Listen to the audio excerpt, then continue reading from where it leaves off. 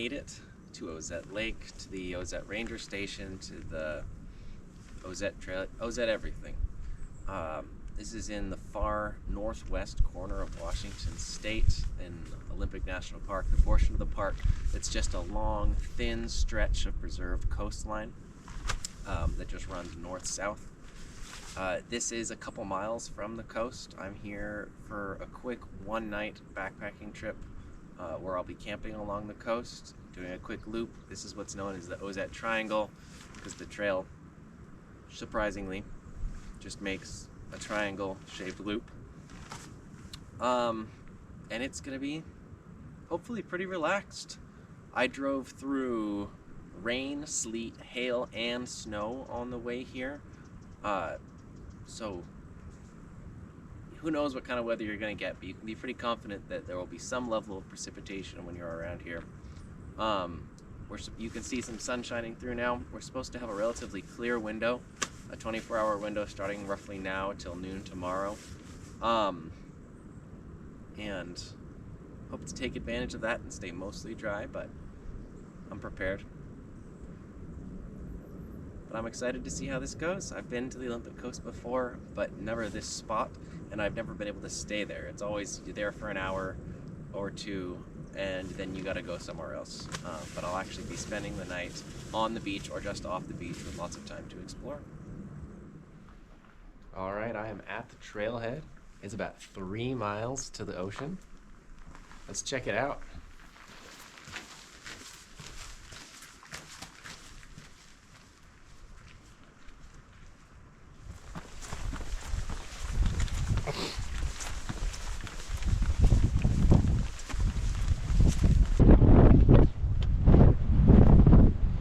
Behind me is Ozette Lake, which I believe is the biggest natural lake in Washington.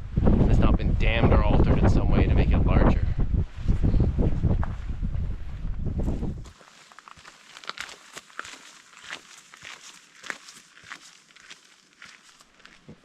In the immediate sense, it's not a surprise for me to see all this snow on the ground because I know it's been snowing here, and like I said,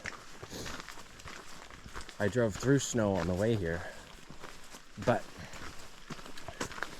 in the larger scale, it's very surprising for me to see snow on the ground, however little, in March here. It's not a particularly snowy place generally, at least at this elevation, which is approximately 0. Extremely temperate area. Doesn't spend a whole lot of time below freezing. But maybe they get flurries that stick around on the ground for a couple of days regularly in the winter. I'm not sure about that, but I sure thought that they didn't.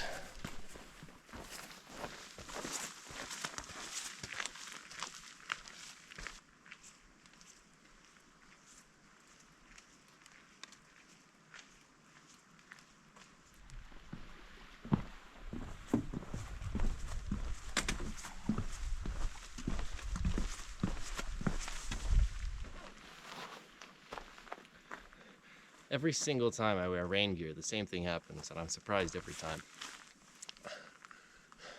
But it's not raining, and even if it were, this would still be true. I'm way too hot.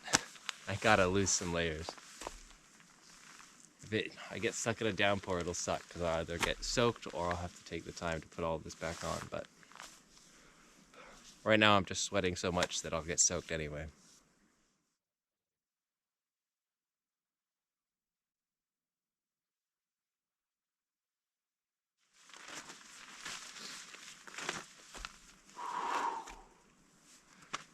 That's better.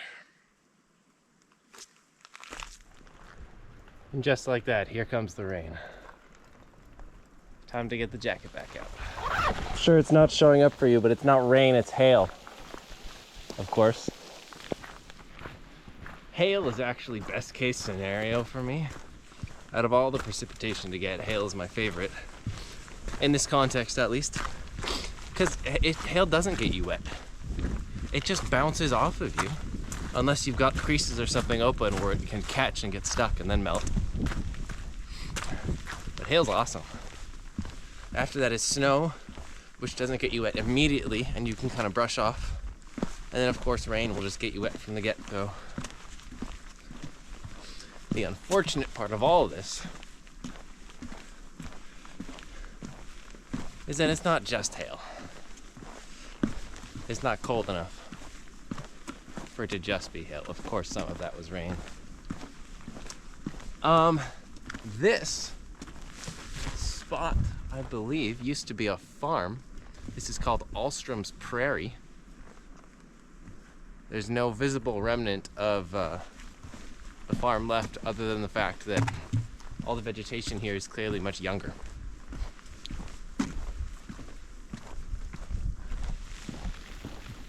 I forgot my poles.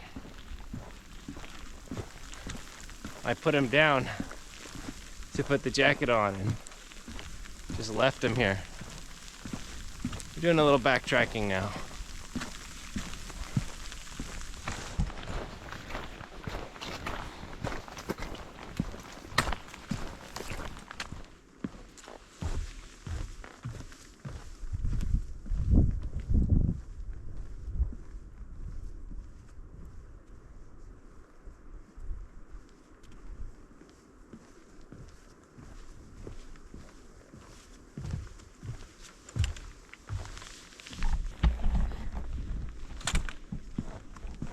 Start to hear the roar of the ocean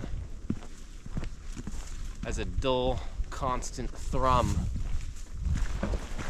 over the horizon there.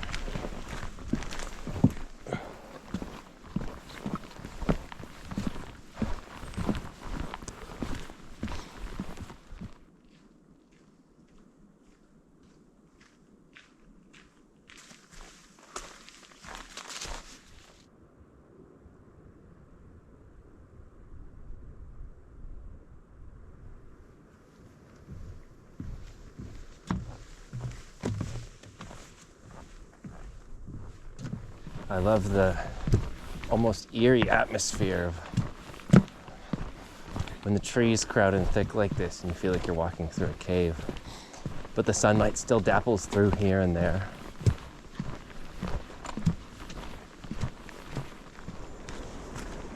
I see the ocean.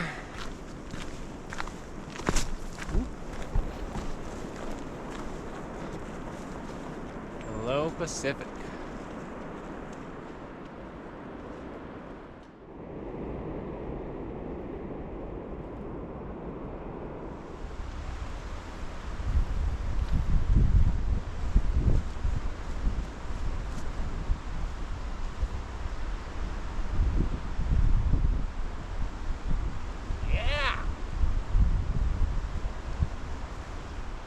Look at this. Do you see this? I think this is a whale carcass. Pretty darn small one, but still. Washed all the way up here. You can see the ribs. Here's a much closer view. Wow, look at that. Individual bones popping out. There's still blubber up there. That's insane. I cannot believe that's the very first thing I saw. I hadn't even stepped foot on the beach. I saw this from the trees. I said, that looks like a rib cage. And right here, the huge dolphin or porpoise, or that's a whale.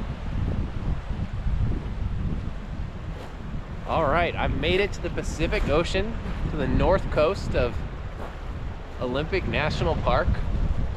Now my campsite tonight is actually south of here. That's where I'm gonna head eventually. But first I'm gonna go north and onto the, I think Ozette, everything's called Ozette here, Indian Reservation. They have an exhibit there that I'd like to check out if it hasn't been trashed by the recent storms.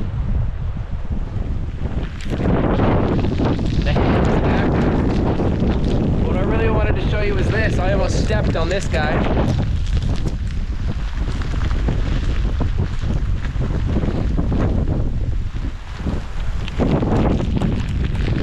Seal, maybe?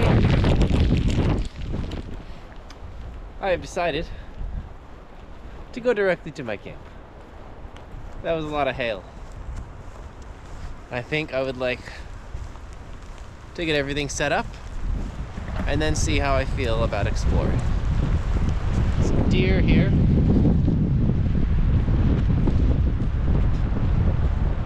Getting soggy with me. Oh my goodness, is that another whale carcass? Oh no, that's a tire.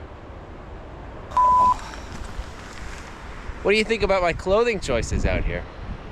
The only reason I ask is because I was wondering if I have the proper attire.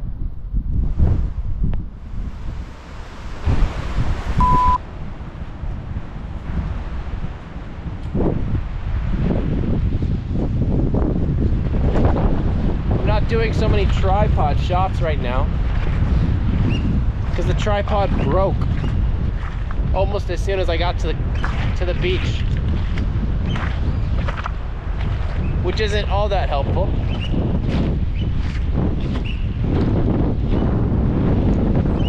It's pretty darn cold as well. My hands are freezing, so I'm gonna go get camp set up,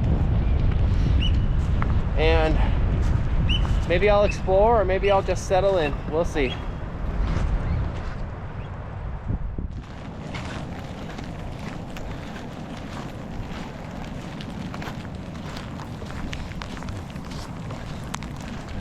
See those rocks? That sort of domino row of rocks all in a line there. That's where I'm going for tonight. Wedding Rocks.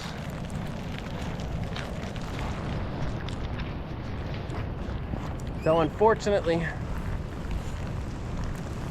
there weren't any sites left on the north side of Wedding Rocks, so I have to go to the south to find a good spot for me.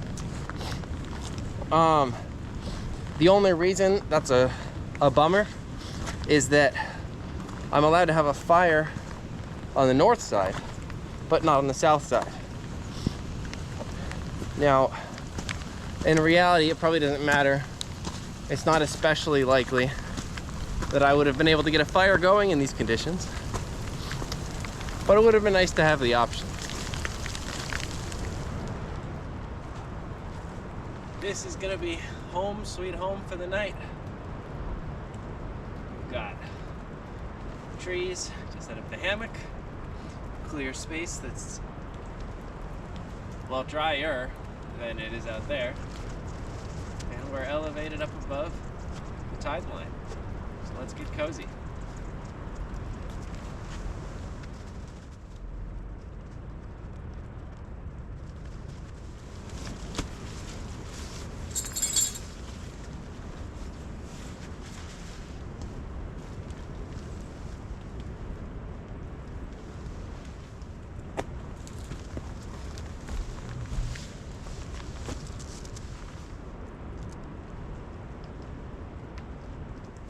This isn't really how I would recommend roping up your hammock tarp, but it happens to be extremely convenient for me at the moment to do it this way.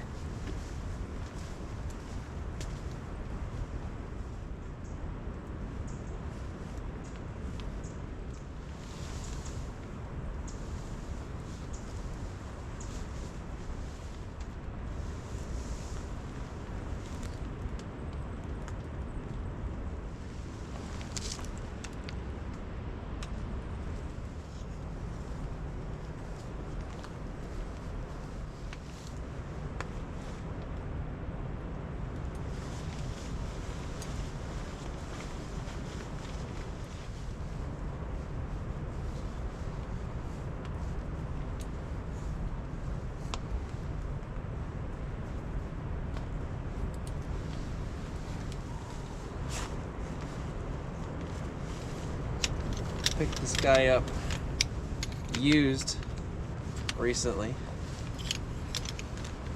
Just weighs a pound, and like I said earlier, this is going to be a pretty relaxed trip, so we can afford a little luxury weight.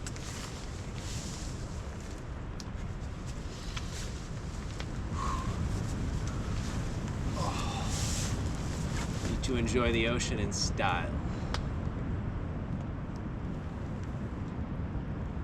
have dehydrated apple slices that I dehydrate myself.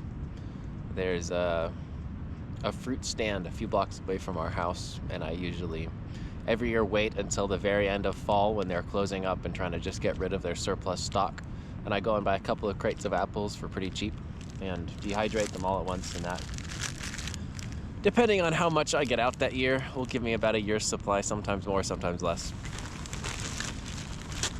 And I also have some trail mix that has been in our pantry for several years. As far as I can tell, is still good.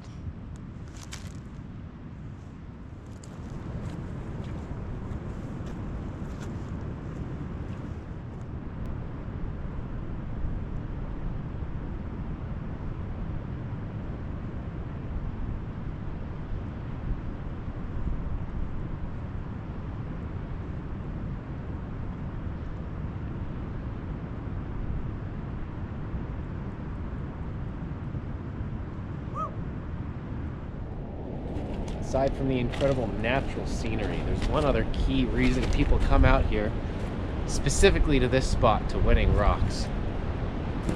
And it is right behind me here. If we take a closer look, we have petroglyphs here. See an orca, several of them, some faces.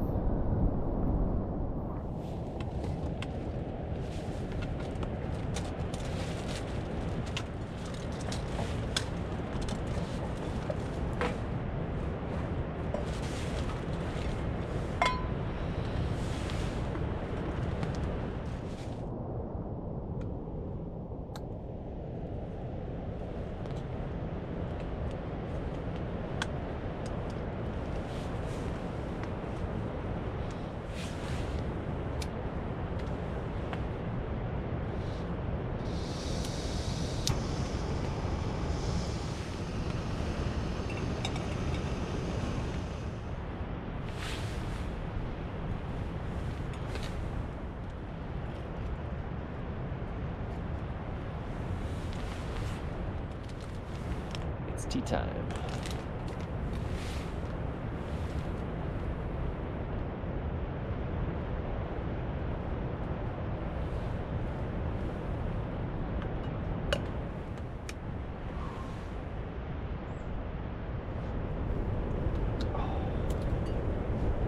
That is the spot.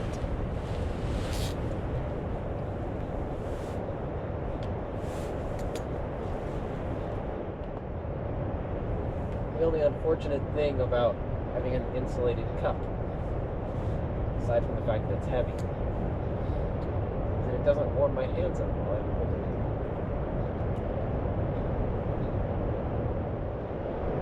What a first day back outdoors. I haven't slept outside since Yosemite, which I think was at least 6 months ago.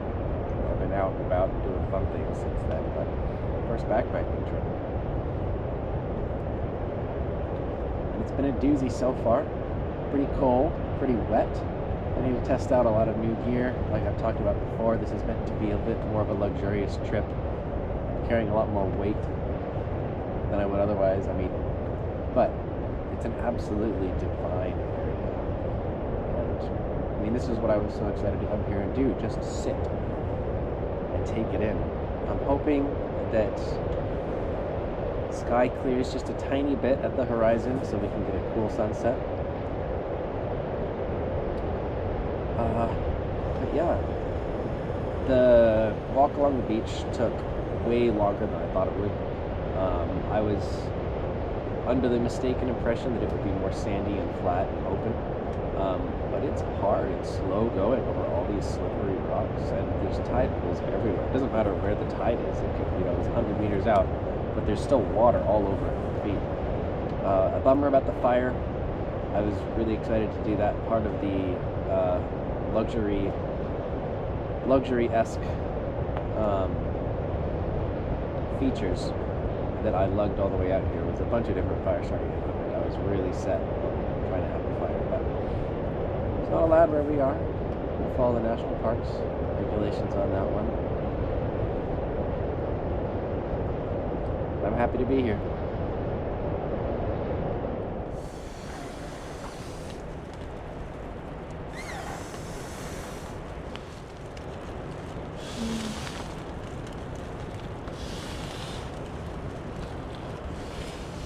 It's just about high tide now, by the way. We're 25 minutes from high tide, which you can see how close it gets to our camp. There's a reason we can't stay on the beach and have to be up here in the very edge of the forest as it rises up away from the sea, because the true high tides will get right up to the edge here. It's not safe to be down there. This is spicy corn chowder. There's a funny story behind this. This is the leftovers of a new corn chowder recipe that we were trying at home. It called for chipotle peppers to be added. They said, yeah, the canned chipotle peppers with some of their juices. And the chef for that night misread the recipe, which called for 2 chipotle peppers from the can. And instead, this chef added the entire can. And it was spicy enough that I could tolerate it, but didn't especially bring me joy. And the remaining members of my family absolutely could not tolerate it. So, into the dehydrator it went. We've had issues with dehydrated corn chowder in the past where it doesn't rehydrate very well and just turns into chunks. So I stuck this one in the food processor so it's a really fine powder. And then to mitigate some of the spiciness, I added lentils and rice, which should really beef it up, thicken it up. There's also some buttermilk powder in here. So this should turn into a really rich and hopefully creamy meal. Maybe it'll rehydrate better, maybe it won't. Just like with everything, it will still taste great and it'll still have the same nutritional value. I'm excited to see how it goes. Consider this your friendly reminder. If you rehydrate dehydrated food directly in the bag like I am, either use, if it's homemade dehydrated food, use a Ziploc name brand, so actual Ziploc freezer bag. Don't use a storage bag. Don't use a store brand freezer bag. Or if you do, be prepared for the leakage that's likely going to come with it. It'll probably just be a slight drip, drip, drip, drip, drip, but it probably will happen. And if that does happen, then it's a lot harder to snuggle with your hot meal.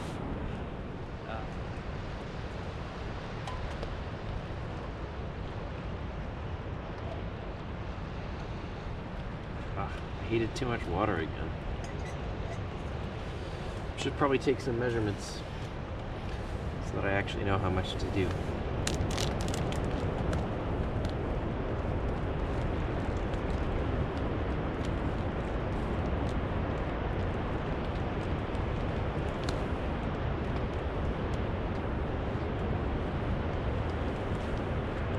Oh yeah, that is so good.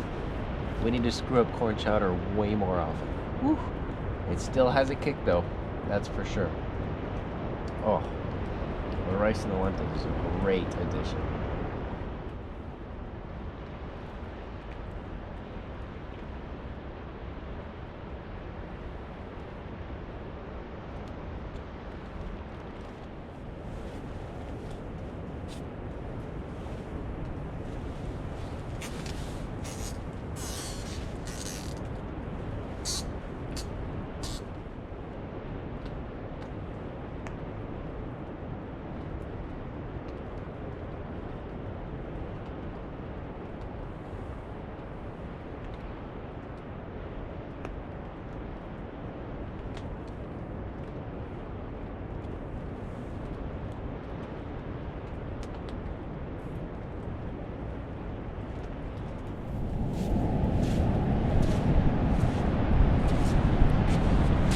What a great day. What a breadth of experience, of weather, of landscapes, of fauna, or flora is actually what I meant to say.